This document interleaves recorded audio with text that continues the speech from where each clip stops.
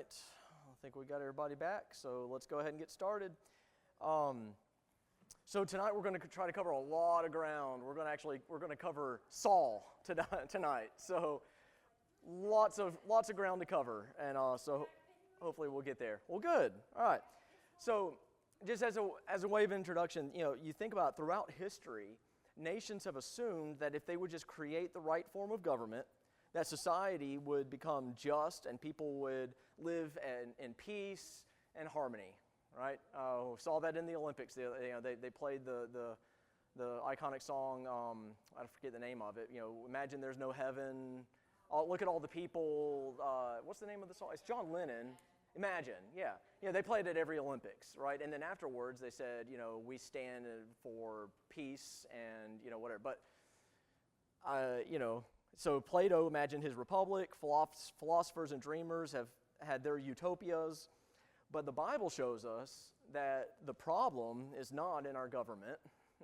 Where's the problem? In ourselves, right? And because of sin, no human government can promise or deliver true justice or peace. Think about it, 1776, America was born. And America was born promising these things: peace, prosperity, life, liberty, and the pursuit of happiness or property or whatever you want to say. But for a while, and it seemed like it delivered. Things were kind of good in America for a little bit, for most people at least. But 248 years later, where are we as a nation? We're not in a good place as a nation, right? So last week we looked at, and I got to get my Bible. Last week we started with 1 Samuel chapter 8 and the type of, and the people's demands for a king. I'll flip over to Deuteronomy 17 though. Deuteronomy 17, we're going to go backwards a little bit. Because remember, this is prophecy about the people asking for a king, and it tells, and it's the type of king that they should choose. All right, so Deuteronomy chapter 17, starting in verse 14. When you enter the land the Lord your God is giving you, take possession of it, live in it, and say, I will set a king over me like all the nations around me. You are to appoint over you a king the Lord your God chooses. Appoint a king from your brothers. You are not to set a foreigner over you, or one who is not of your people. However, he must not acquire many horses for himself, or send the people back to Egypt to acquire many horses. For the Lord has told you, you are never to go back that way again. He must not acquire many wives for himself, so that his heart won't go astray. He must not acquire very large amounts of silver and gold for himself. When he is seated on his royal throne, he is to write a copy of this instruction for himself on a scroll in the presence of the Levitical priests, and it is to remain with him, and he is to read from it all the days of his life, so that he may learn to fear the Lord his God, to observe all the words of this instruction and do these statutes. Then his heart will not be exalted above his countrymen. He will not turn from his commandment to the right or the left, and he and his sons will continue reigning many years in Israel. All right, so that was the king they were supposed to choose, the kind of king they were supposed to choose. Do we see this played out in the life of Israel? No, absolutely not. Brother Jim alluded to it. They failed in this regard. And so the narrator makes it very clear in Samuel. Flip back over to Samuel. Sorry, I'm kind of skipping around here.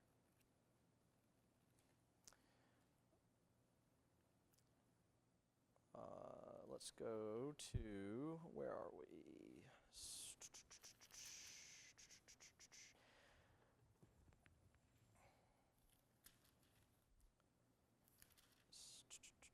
Chapter 9. All right. So in 1 Samuel chapter 8, the narrator makes it very clear that Samuel went to the Lord and waited on him for guidance before he acted. All right. So this is the people have asked for a king. Samuel saw the problem with this. He raises his objections. But like I said, the narrator makes it very clear that he went to the Lord and waited on him for guidance before he acted. And so when he did this, God told him, one, to hear the people, Number 2, to warn them solemnly. And in fact, it's emphatic. As a warning, you shall warn them. All right, so warn them solemnly. This is a big deal. And then 3, tell them the consequences of having a king. All right, so in 1 Samuel chapter 8, starting in verse 10, Samuel warned them. He said, Samuel told all the Lord's words to the people who were asking him for a king. He said, these are the rights of the king who will reign over you. All right, so here, you're asking for a king. Here's what you're asking for. Here's what's going to happen. All right, he will take your sons and put them to his use in his chariots, on his horses, or running in front of his chariots. He can appoint them for his use as commanders of thousands or commanders of 50s to plow his ground and reap his harvest, or to make his weapons of war and the equipment for his chariots. He can take your daughters to become perfumers, cooks, and bakers.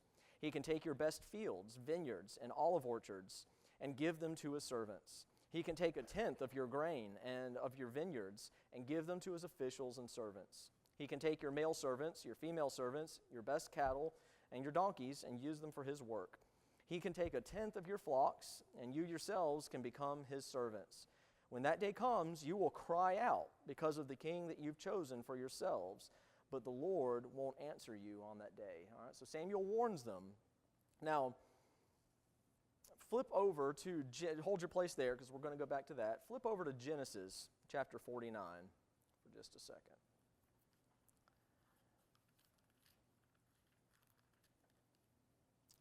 Genesis chapter 49. From the very beginning, the king of Israel was to be from the tribe of Judah. Genesis 49, 8 through 10. Judah, your brothers will praise you. Your hand will be on the necks of your enemies. Your father's sons will bow down to you. Judah is a young lion. My son, you return from the kill. He crouches, he lies down like a lion or a lioness. Who dares to rouse him? The scepter will not depart from Judah, or the staff from between his feet, until he whose right it is comes, and the obedience of the peoples belong to him.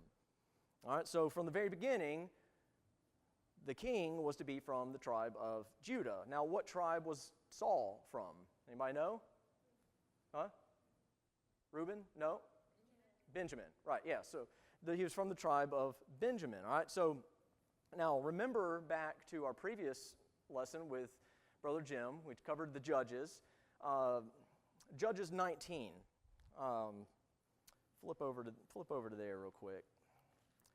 Judges chapter 19. I want us to see what the tribe of Benjamin was like.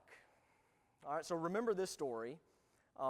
In the days, this is just chapter 19 of Judges, verse 1. In those days, when there was no king in Israel, a Levite staying in a remote part of the hill country of Ephraim acquired a woman from Bethlehem in Judah as his concubine. But she was unfaithful to him and left him for her father's house in Bethlehem in Judah. She was there for 4 months. Then her husband got up and followed her to speak kindly to her and bring her back. He had his servant with him and a pair of donkeys, so she brought him to his father's house, and when the girl's father saw him, she gladly welcomed him. His father-in-law, the girl's father, detained him, and he stayed with them for 3 days. They ate, drank, and spent the nights there. On the 4th day, they got up early in the morning and prepared to go, but the girl's father said to his son-in-law, "Have something to eat before to keep up your strength, and then you can go." So they sat down, and the two of them ate and drank together. Then the girl's father said to the man, "Please agree to stay overnight and enjoy yourself." The man got up to go, but his father-in-law persuaded him, so he stayed and spent the night there again. He got up early in the morning on the 5th day to leave, but the girl's father said to him, "Please keep up your strength." So they waited until the late afternoon, and the two of them ate. The man got up to go with his concubine and servant, and when his father-in-law, the girl's father, said to them, "Look, the night is coming, please spend the night. See, the day is almost over, spend the night here, enjoy yourself, then you will get up early tomorrow for your journey and go home." But the man was unwilling to spend the night, so he got up, departed, and arrived opposite Jebus, that is Jerusalem. The man had his 2 saddled donkeys and his concubine with him. And then when they were near Jebus and the day was almost gone, the servant said to his master, "Please, why not let us stop at the Jebusite city and spend the night here?" But his master replied to him, "We will not stop at a foreign city where there are no Israelites. Let's move on to Gibeah. Come on," he said, "let's go try to reach one of these places and spend the night in Gibeah or Ramah." So they continued on their journey, and the sun set as they neared Gibeah in Benjamin. All right, so they're in Gibeah in the in the city of or in the area of Benjamin. All right, so where, yeah, Judges 19. They stopped to go in. They spent the night in Gibeah. The Levite went in and sat down in the city square, but no one took them into their home to spend the night. In the evening, an old man came in from his work in the field, and he was from the hill country of Ephraim, but he was residing in Gibeah, where the people were Benjamites. When they looked up and saw the traveler in the city square, the old man asked, "Where are you going, and where have you come from?" He answered, "We're traveling from Bethlehem in Judah to the remote hill country of Ephraim, where I am from. I went to Bethlehem in Judah, and now I'm going to the house of the Lord. No one has taken me into his home. Although there's a straw and feed for the donkeys, I have bread and wine for me, my concubine, and my servant. There's nothing we lack." "Welcome," said the old man. "I'll take care of everything you need. Only don't spend the night in the square." So they brought him into his house, fed the donkeys. When they washed their feet and they ate and drank, they were enjoying themselves, and then all of a sudden, wicked men of the city surrounded the house and beat on the door. They said to the old man, who was the owner of the house, "Bring out the man who came to your house so we can know him." The owner of the house went out and said to them, "Please don't do this evil, my brothers. After all, this man has come into my house. Don't commit this horrible outrage." All right, so they surround, they see the visitor, they know that he's come, they surround the house, they're demanding that he give up his visitor, this guest, this man that's come to visit him, so that they can have sex with him, so he can rape him. All right, so he says, "Don't do this. Here, let me bring out my virgin daughter and the man's concubine now, and abuse them and do whatever you want to them, but don't commit this outrageous thing against this man." So he's willing to give up his concubine and his daughter in order to protect this visitor, but the men would not listen to him. So the man seized his concubine, took her outside to them. They raped her and abused her all night until morning. At daybreak, they let her go. Early that morning, the woman made her way back, and as it was getting light, she collapsed at the doorway of the man's house where her master was. So this leads to civil war, right? Because the other 11 tribes come after Benjamin and just about wipe them out, because Benjamin wouldn't give up the men who did this thing. Eventually, the rest of Israel has compassion on Benjamin so that the tribe isn't cut off completely, which leads us up to chapter 21, verse 25. There was no king in Israel, and Judges. This leads us up to Judges 21, 25. There was no king in Israel, and everyone did what was right in their own eyes. All right, so this is the tribe of Benjamin in the time of the Judges. Now, you want to guess what city Saul lived in? Anybody know? That city, Gibeah, right? In fact, so could this have been some of Saul's relatives? We don't know. I mean, that's just obviously speculation. But Saul was from yeah, it's interesting though, because this is Saul's close descendants. I mean, we're not talking about hundreds of years here. Saul was from the tribe of Benjamin. But we know that Saul was also very well off. All right, so flip back over to 1 Samuel chapter 9. We know that Benjamin, the text suggests that Saul was maybe from the most influential tribe in Benjamin. It also says that he was very handsome in appearance, without equal among the Israelites. He was handsome, and he was a head taller than anyone else. All right, so remember, we've said that details are important in the Bible, right? Saul is the only Israelite in the Old Testament described as being tall. All right, so what do you think? Well, let me share with you this fact too. So he's the only Israelite in the Old Testament who's described as being tall. He's the only Israelite whose height is even mentioned at all. The only people for whose the Old Testament mentions their height is Israel's enemies. So.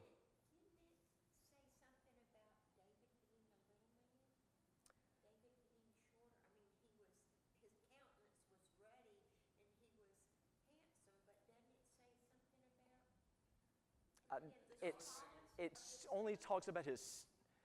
When he's trying to get on Saul's arm. Right. It mentions that he was a small lad, but it's not talking about his height. It's just talking about his stature more. that he was, and it was drawing a comparison between him and Saul, basically, because Saul was tall and handsome and strong, and he was the king. And so it's drawing a contrast to say, like, here's Saul, who's the king, who's big and tall and strong. He should have been the one to armor up, suit up, and go after Goliath, right? But then we see David, who was the opposite. He was not large. He was not, and he was a youth. You know, he was young, and so and I think it's just drawing a comparison for that. No, but that's fine. Hey, I'm glad. Hey, we're thinking, right? So the only people who are described as their height at all is Israel's enemies. Like, for example, Numbers, when describing the Promised Land, they saw the Nephilim, and they said, you know, they were so tall that we seemed as grasshoppers, right? 1 Samuel 17, Goliath is described. Now his specific height is given in 1 Samuel. He was 9 feet 9 inches tall, so he's a pretty big guy, right? No wonder they were afraid of him. But so remember, the people demanded a king like all other nations. So what did God give them? He gave them a king more like the other nations than anyone had ever thought. You know, he gave them a king that they were asking for, not necessarily what they thought, though. But going back to Genesis, God kept his promise. You don't have to flip there, but thinking back to Genesis, God kept his promise, and we know that the tribe of Benjamin wouldn't have a king for long. So why at all? Why? So if we know that the king was to come from the tribe of Judah, why would we have this king here who was not from Judah, who was from Benjamin? Yeah, that's what I wrote down is to teach them a lesson and to set the tone for the other kings. So because really the first story of Saul sets the tone and gives us a lot of insight into his spiritual shortcomings. All right, so let's look at 1 Samuel chapter 9, verses 3 through 14. And as we read this, look for some of the clues for when I say this really sets the tone for Saul's spiritual shortcomings or his deficiencies, all right? 1 Samuel chapter 9, starting in verse 3. This is one of the first stories we read about Saul. One of the donkeys of Saul's father, Kish, wandered off. So Kish said to his son Saul, "Take one of the servants with you and go and look for the donkeys." Saul and his servant went through the hill country of Ephraim and there through the region of Shalishah, but they didn't find him.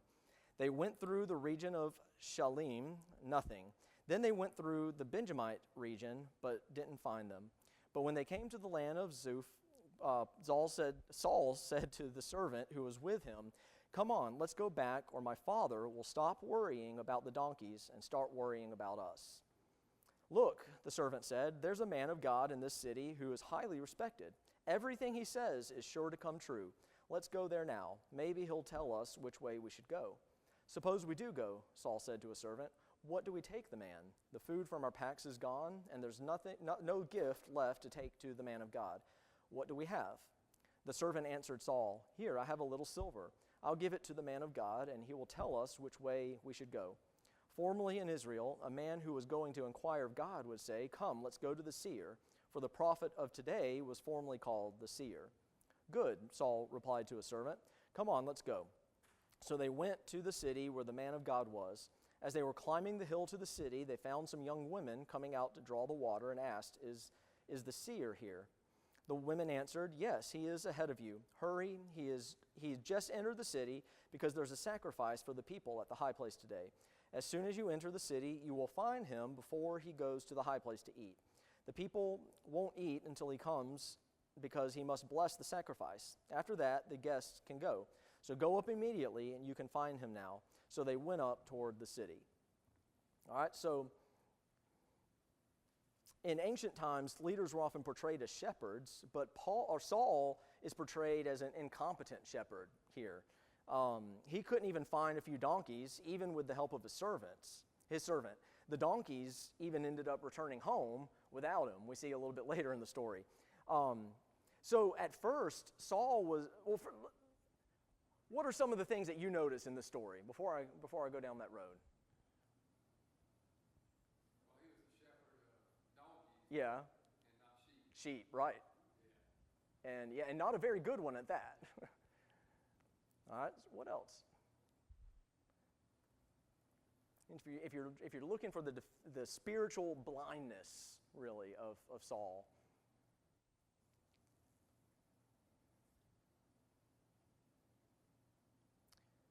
what was his attitude, when they were out for a little while looking for these donkeys?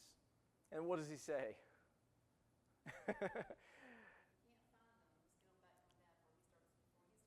Yeah, right.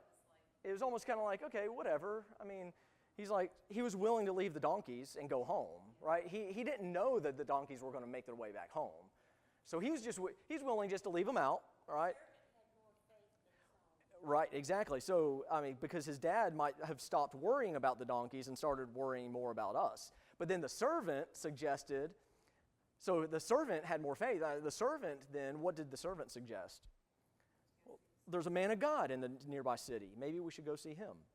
Now, here's a couple things that you might not know about Samuel. Saul was ignorant of Samuel, even though he lived nearby. All right? Samuel, in 1 Samuel chapter 3, verses 19 through 21, we see it says, Samuel grew, the Lord was with him, and he fulfilled everything Samuel prophesied. All Israel, from Dan to Beersheba, knew that Samuel was a confirmed prophet of the Lord. The Lord continued to appear in Shiloh because there he revealed himself to Samuel by his word. Even his young servant knew about Samuel. Does Saul appear to have even know about Samuel? It doesn't really seem that he knows anything about Samuel.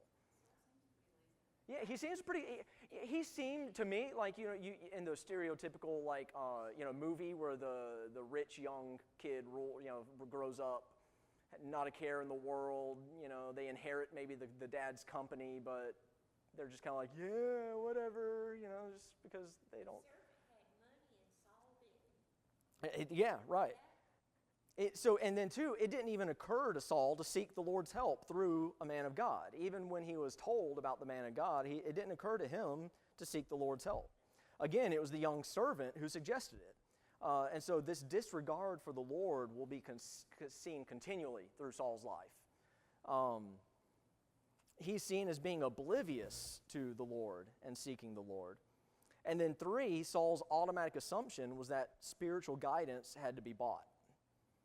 There were some prophets who would have taken advantage of them and demanded something, but no true man of God would require it. And then he was even willing to let his servant pay for it because, he didn't have food or money to give him. So his servant was like, well, here, I've got this. And so he's like, yeah, let's do that. It's just kind of oblivious. And then, let's look at verses 14 through 17. So they went up toward the city. Saul and his servant were entering the city when they saw Samuel coming toward them on his way to the high place. Now the day before Saul's arrival, the Lord had informed Samuel, at this time, tomorrow, I will send you a man from the land of Benjamin. Anoint him ruler over my people Israel.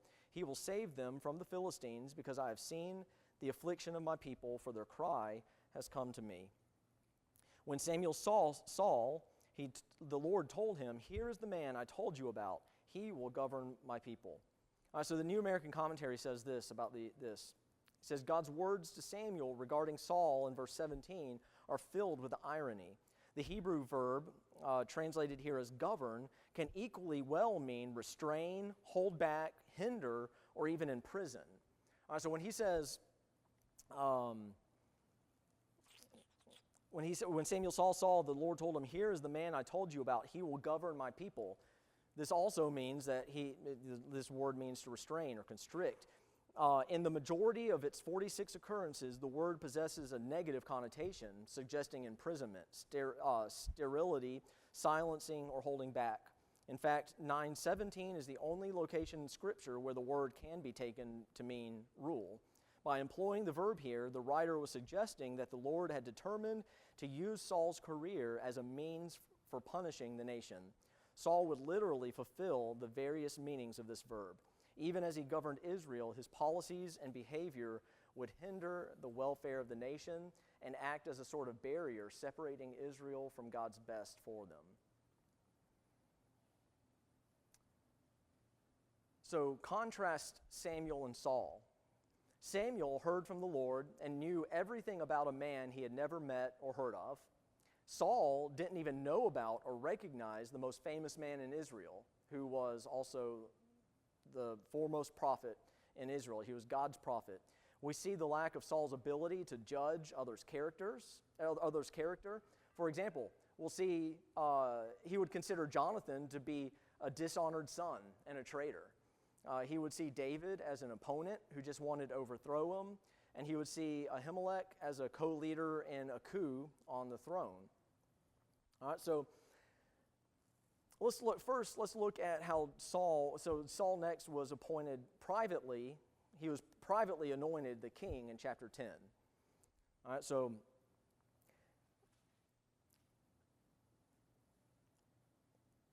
in fact, we don't have to read it.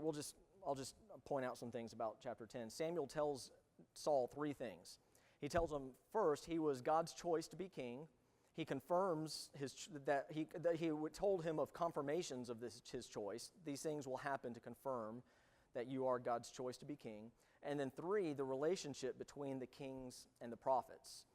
The prophets were to hold the kings accountable. And the kings were not even to act until the prophets told them to. The kings were really under the prophet's authority, who was under the Lord's authority. All right, so question. The Israelites were told that they could ask for a king, and they were told to choose wisely. In the text, we see that the Lord told Samuel who he wanted to be king. And Saul turned out to be a pretty terrible king. So did Samuel choose, or did the Lord dictate?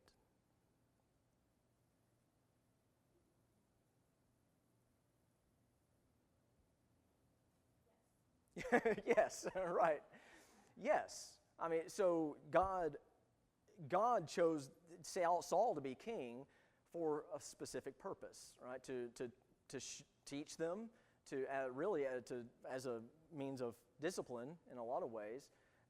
But he allowed it through the choice of Samuel, which shows how, we've talked about how God's sovereignty works. It's really a mystery. It seems to be a paradox. These two things can't happen, together. But well, right, exactly.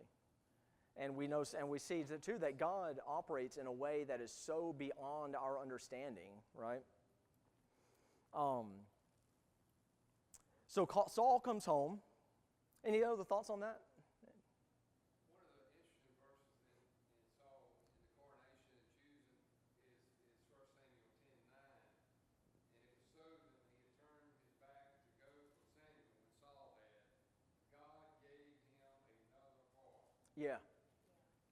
Which was part of that, the number two thing, the confirmations of him being king. But Saul had everything at his Right. including Including the blessing of God on his life. In fact, it said that he started prophesying, and the men around him that knew him said, "Who is this? Like, Saul's a different person," right? Now, but we see that was only temporary, because Saul started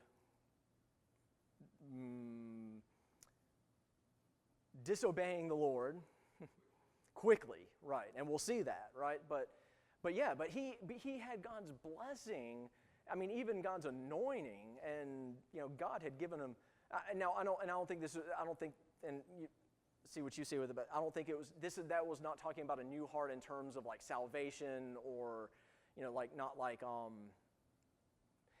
the language that the Bible uses about new creation, new heart. But it does say that he was a changed person, that he had the anointing of God on him. Would you? It doesn't say that it was the Holy Spirit specifically. My Bible has a great footnote on this. It says, God gave Saul the qualities necessary to be king and deliverer Right. of Israel. Because he told Samuel, he said, the Philistines are oppressing my people. I hear their cry. I'm going Right. to give them a deliverer. And so when God changed his heart, he was giving Saul all of the necessary qualities to be that king and deliverer that they had cried out. Yeah. Okay. Well, and it does say the Spirit of God came powerfully on him. Yeah. So, I mean, yeah. Mine says, the footnote said, only Saul's disobedience undid the divine choice. Yeah, right. Which we'll see happens quicker than you could even imagine. So after this, Saul comes home, and his uncle asks him where he's been. He tells him that he was visiting Samuel, and his uncle naturally asks more. His uncle understands who Samuel is. He's like, hey, well, what did Samuel say? You've been visiting with this famous prophet? Tell me about what he said. So in the text, we see that the Lord's told Samuel who he wanted to be king, but Saul turned out, oh, wait, I'm reading the wrong paragraph. I'm like, well, that doesn't make any sense. Saul tells him the truth, but a partial truth. He tells him about the donkeys, but he doesn't tell him about being anointed as king. Minor detail, right? You would think, hey, probably something I should tell my uncle, but hey, he hides it, all right, which is going to come back into play here. But we see the public anointing of Saul in verse 17. Samuel gathers the people, but first delivers a speech about God's provision for the people and their disobedience. And then he casts lots to show the choice was the Lord's and not human manipulation, which is interesting, just as kind of a side note. Who was the only other person chosen by lots in the Old Testament? Anybody know? It's in Joshua chapter 7. Achan. When you remember when after they lose the battle and they find out that there was sin in the camp, and they cast lots to find out who was responsible, and the lots fell on Achan. So the only other person in the Old Testament that they cast lots to determine a person was Achan, to determine who was responsible, who is not seen in a good light. Do you think that's Jonah also? Yeah, that's the... Well, but that's not. Well, yeah, I mean, but that was not the. That's not the Israelites. That was the sailors who was doing that for Jonah. So I guess I didn't think about that one. But it's not a good. It wasn't a good thing when lots were cast. And let's see. But when the lots fell on Saul, he was missing in action. All right. Look at verse. Let's see. Yeah, 22. All right. Actually, let's back up to verse 21, just to kind of to set the story for us. Then he had the tribe of Benjamin come forward by its clans, and the Matrite clan was selected. Finally, Saul, son of Kish, was selected. But when they searched for him, they could not find him. They again inquired of the Lord, has the man come here yet? The Lord replied, there he is, hidden among the supplies. So they ran out and got him from where he had stood among the people, and he stood a head taller than anyone else. Samuel said to all the people, do you see the one the Lord has chosen? There is no one like him among the entire population. That's all. I read that almost as Samuel saying, bless his heart. But that's the southern, that's the ancient Israel translation of bless his heart. So we see that he was missing in action. He was hiding outside the town. All right, so what does that tell us? He was irresponsible, right? He already didn't tell his uncle about being king. The lots fell on him, and they looked for him, and he was nowhere to be found. He was hiding outside the camp. It was really a foreshadow of his reign as king. In fact, it's interesting to note that they had to seek the Lord's help in finding him again. And that was a nod back to how Saul was God's answer to their demands. Saul was given the policy manual for the kingship, and then everyone was sent home. Right? So Samuel gave him, the instruction written down for him like he was supposed to. And everybody was sent home. Now Saul starts out well. He defeats the Ammonites at Jabesh Gilead. In verse 12, the people wanted to kill the men who doubted Saul. In fact, so we see that there were some men who doubted Saul. They said, in verse 24, all the people shouted, "Long live the king!" And And Samuel proclaimed to the people the rights of kingship. He wrote them on a scroll, which he placed in the presence of the Lord. All right, so he gave them the policy manual. Then Samuel sent all the people home. Saul also went to his home in Gibeah, and the brave men whose hearts God had touched went with him. But some wicked men said, "How can this guy save us?" They despised him, talking about Saul, and did not bring him a gift, but Saul said nothing. All right, but then Saul defeats the Ammonites, and in verse 12 of chapter 11, we see that the people even wanted to kill the people who said, "Can Saul reign over us?" Afterward, the people said to Samuel, "Who said that Saul should not reign over us? Give us those men so that we can kill them." But Saul ordered, "No one will be executed on this day, for today the Lord has provided deliverance in Israel." All right, sounds pretty good, right? Saul sounds, okay, he's speaking rationally, right? And then, and he points, so the people wanted to kill the men who doubted Saul, but Saul stood up for them and pointed the people back to God as the victor. And then he's confirmed as king, and the country is reunited, and their new government was born. Samuel gives a farewell address in chapter 12, verses 1 through 2. He says, "Then Samuel said to all of Israel, 'I have carefully listened to everything you said to me and placed a king over you. Now you can see that the king is leading you. As for me, I am old and gray, and my sons are here with you. I have led you from my youth until now.'" Now, does that sound familiar, first of all? Think back to last semester in the pre-kingdom history of Israel, the transition from Moses to Joshua. You know, Moses said something very similar. Very similar. He says, talks about how he is old and gray, and talks about, anyway, just kind of a side note. Let's see. Now, and this is a turning point for Saul.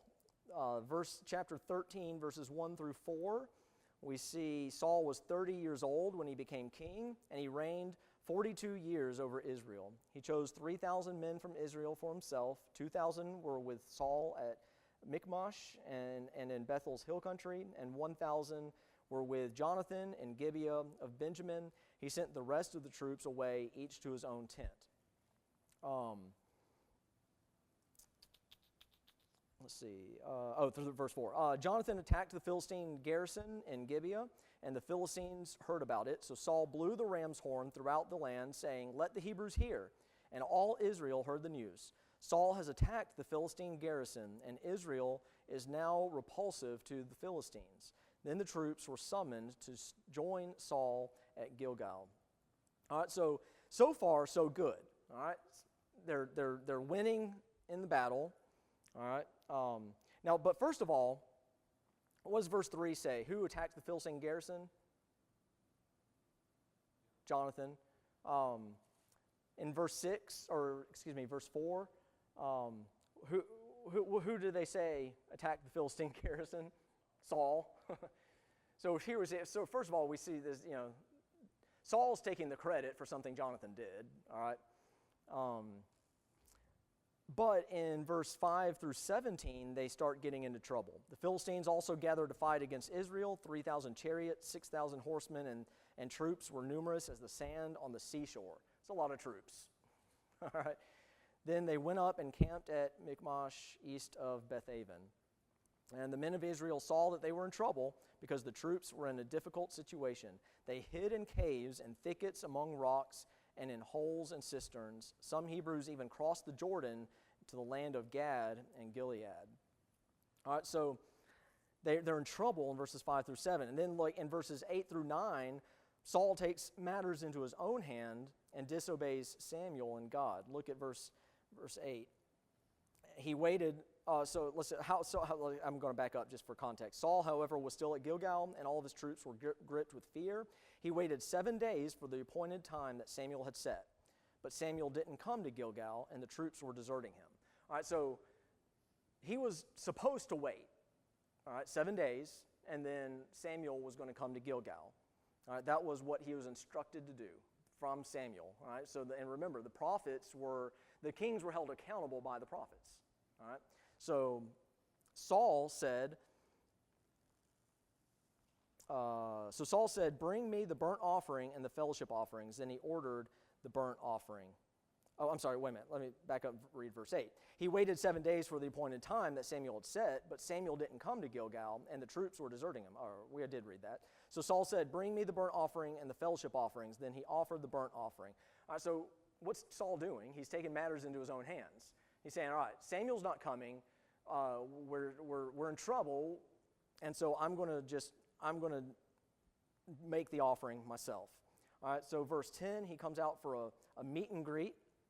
All right, just as he had finished offering the burnt offering, Samuel arrived. So Saul went out to greet him. And Samuel asked, what have you done? And then verse 11, Samuel confronts him. Saul answered, when I saw the troops were deserting me and you didn't come with me to the appointed days and the Philistines were gathering at Michmash, I thought, the Philistines will now descend on Mount Gilgal, and I haven't even sought the Lord's favor, so I forced myself to offer the burnt offering. Let's see, wait a minute though.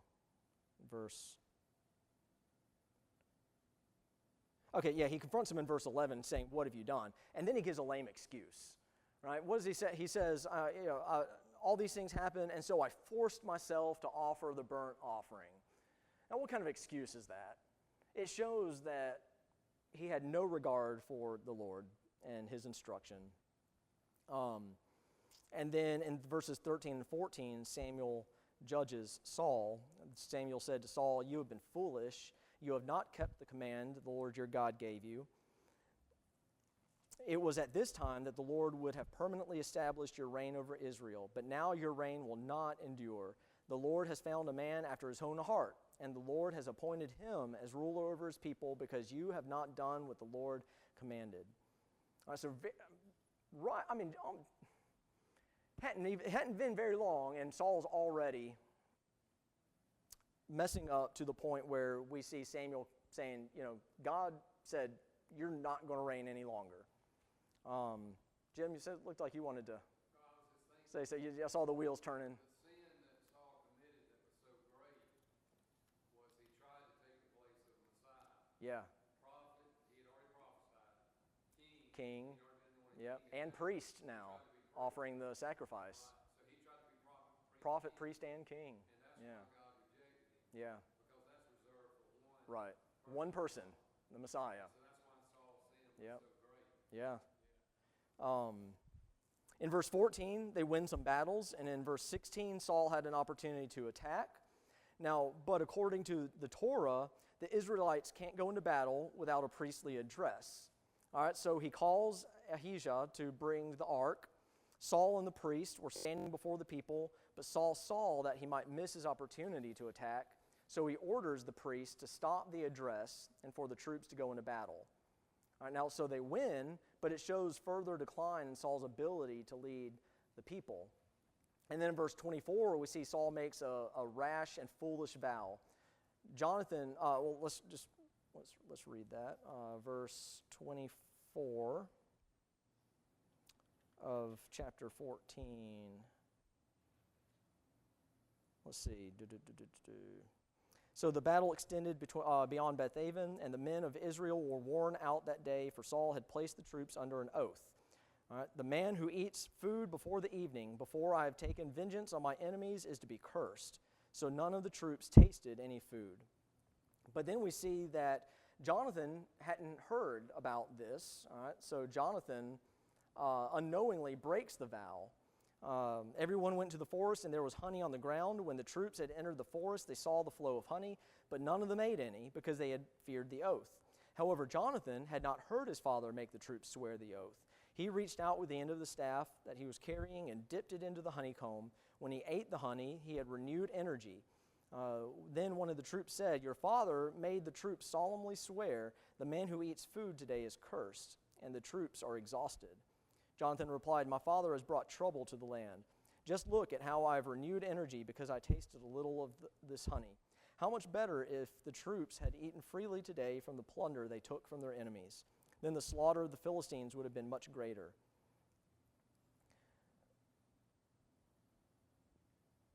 But then the final straw comes in chapter 15. All right, so chapter 15, God commands them to destroy the Amalekites. Samuel told Saul, "The Lord sent me to anoint you as king over his people. Now listen to the words of the Lord. This is what the Lord of armies says. I witnessed what the Amalekites did to the Israelites when they opposed them along the way as they were coming out of Egypt. Now go and attack the Amalekites and completely destroy everything they have. Do not spare them. Kill men and women, infants and nursing babies, oxen and sheep, camels and donkeys." All right, so was he to take anything? No. He was to completely destroy the Amalekites. Then Saul summoned the troops, counted them at Telaim, 200,000 foot soldiers and 10,000 men from Judah. Saul came to the city of Amalek and set up an ambush in the wadi. He warned the Kenites, "Since you showed kindness to all the Israelites when they came out of Egypt, go on and leave. Get away from the Amalekites, or I'll sweep you away with them." So the Kenites withdrew from the Amalekites. Then Saul struck down the Amalekites from Havilah all the way to Shur, which is next to Egypt. He captured King Agag of Amalek alive, but he completely destroyed all the rest of the people with the sword. Saul and the troops spared Agag, who was the king, and the best of the sheep, goats, cattle, and choice animals, as well as the young rams and the best of everything else. They were not willing to destroy them, but they did destroy all the worthless and unwanted things. So is that what the Lord had told him to do? No. In fact, it's pretty much not what he told him to do, right?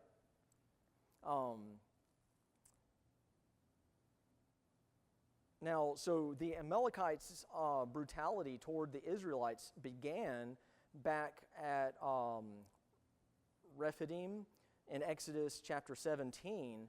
And so this is recounted in Deuteronomy 25 with this statement, "Remember what the Amalekites did to you along the way when you came out of Egypt. When you were weary and worn out, they met you on your journey and attacked all who were lagging behind," which were typically the women and children.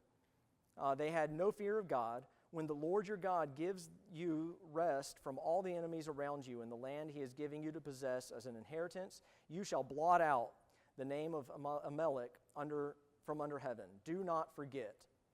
The Amalekites later joined with the Canaanites and attacked the Israelites at Hormah in Numbers 14.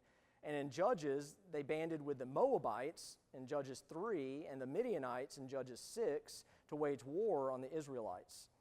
They were responsible for repeated destruction of Israel's land and food supply. So that brings us back to 1 Samuel. Samuel goes into battle, defeats the Amalekites, but disobeys the Lord and allows the king to live and takes livestock in verses 7 through 9. And the Lord tells Samuel in verses 10 through 12, the Lord tells Samuel about this in verses 10 through 12, and then Saul lies about it in verses 13 to 15.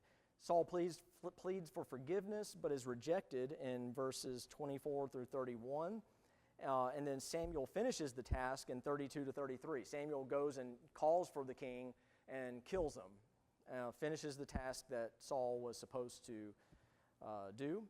And then Samuel breaks from Saul in verses 34 to 35. And it's interesting to note the escaped Amalekites continued to harass and plunder the Israelites for generations after this. Hundreds of years after this, they continued to oppress the Israelites because of Saul's disobedience. 1 Samuel 30 talks about an Amalekite raid on Ziklag, a Judean village where David held property. The Amalekites burned the village and took captive all the women and children, including 2 of David's wives. David and his men defeated the Amalekites and rescued all the hostages. A few hundred Amalekites escaped, however. Much later, during the reign of King Hezekiah, a group of Simeonites killed the remaining Amalekites who had been living in the hill country of Seir. Now, so Saul was allowed to remain king until his death, but the remainder from this point forward, his reign is marked by depression, decline in the nation.